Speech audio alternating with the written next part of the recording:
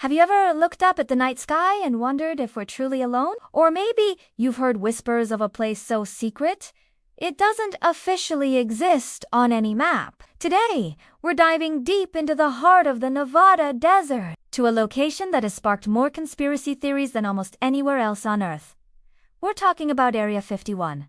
So, what is Area 51? Officially, it's a highly classified United States Air Force facility. The government's purpose for it is the development and testing of experimental aircraft and weapons systems. Sounds straightforward, right? But the intense secrecy surrounding this base has fueled decades of speculation. For years, the US government wouldn't even acknowledge its existence, which, as you can imagine, only made people more curious. Let's rewind a bit. Area 51's story begins in the mid-1950s, during the height of the Cold War.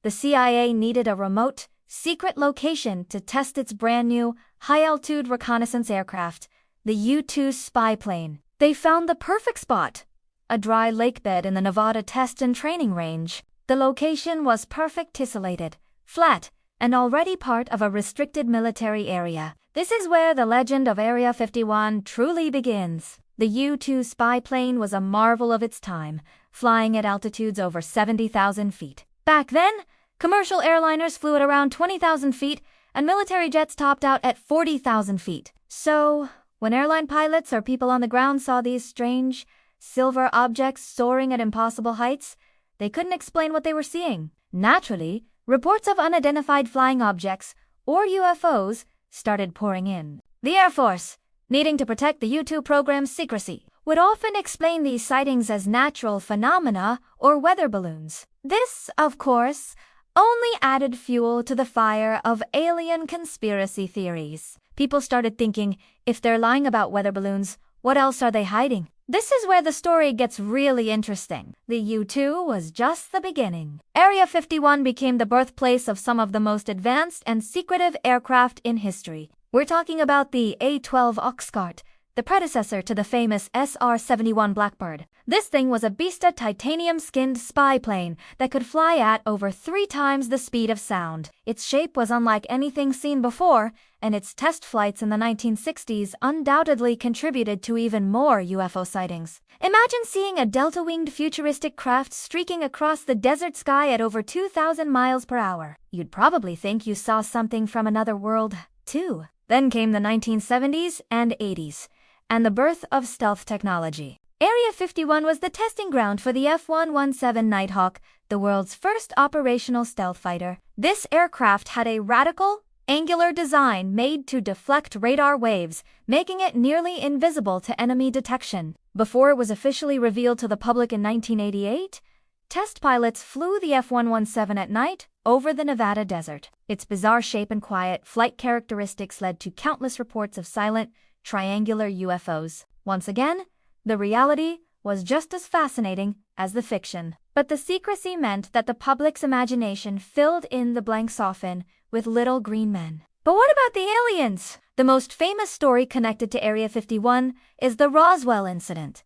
In 1947, something crashed in Roswell, New Mexico. The military initially said it was a flying disc, but quickly changed their story to a weather balloon. Conspiracy theories exploded, with many believing the government recovered a crashed alien spacecraft and its occupants. A man named Bob Lazar brought this idea into the mainstream in 1989. Lazar described 9 different alien saucers stored in hangars built into the side of a mountain. He talked about advanced propulsion systems that used an element not yet synthesized on Earth. Element 115.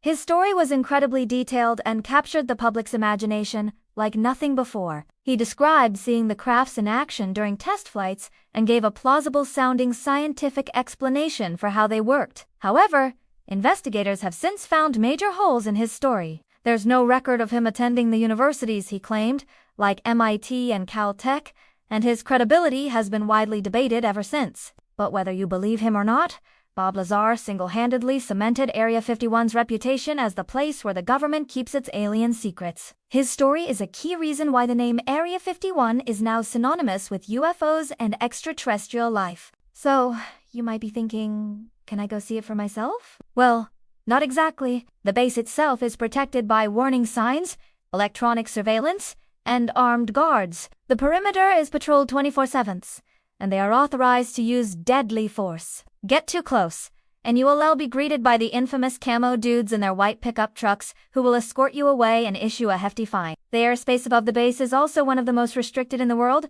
known as the box. But that doesn't stop people from trying to get a glimpse. Tourists flock to the tiny towns nearby, like Rachel, Nevada, which sits on the extraterrestrial highway.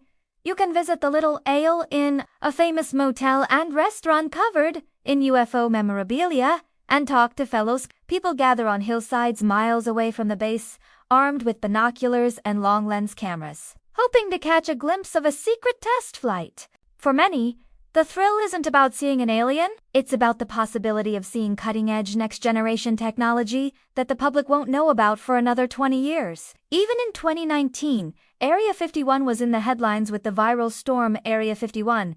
They Can't Stop All of Us event. What started as a joke on social media turned into a real-life gathering. Millions pledged online to raid the base to see them aliens. While the raid itself didn't happen, a few thousand people did show up in the Nevada desert for music festivals and gatherings, celebrating the mystery and camaraderie of it all. It showed just how deeply Area 51 is ingrained in our popular culture. So, what's happening at Area 51 today? While the U-2 and F-117 are now declassified museum pieces, the base is busier than ever. Satellite images show constant construction of new hangars and longer runways. It's almost certain that the next generation of spy planes, drones, and directed energy weapons are being developed and tested there right now. The future of aerial warfare is likely taking shape behind those guarded gates. Perhaps there's a successor to the SR-71 Blackbird, a hypersonic spy plane capable of flying at Mach 5 or even faster? Or maybe it's advanced unmanned aerial vehicles,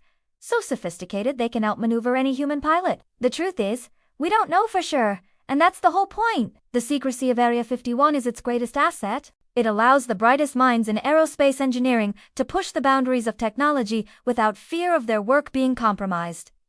In the end, Area 51 is a fascinating paradox. It's a real place with a real, documented history of developing groundbreaking military technology. But it's also a powerful symbol, a blank canvas onto which we project our hopes, fears, and curiosities about the unknown. The line between fact and fiction is blurred, deliberately so. The government's secrecy, intended to protect national security, inadvertently created the perfect breeding ground for myths and legends. Whether it houses alien spacecraft or simply the next generation of stealth bombers, Area 51 represents the ultimate secret. It reminds us that there are still hidden corners of our world, places where science fiction might just be turning into science fact. The legacy of Area 51 isn't just about stealth planes or UFO stories. It's about the human desire to know what lies beyond the horizon and the lengths we'll go to protect our most valuable secrets. What do you think is really going on inside Area 51? Are we talking advanced human tech? Or is there something more out of this world? Let me know your theories in the comments below. Thanks for watching, and if you enjoyed this journey into the desert, don't forget to like, subscribe, and hit that notification bell for more deep dives into the world's greatest mysteries. See you next time!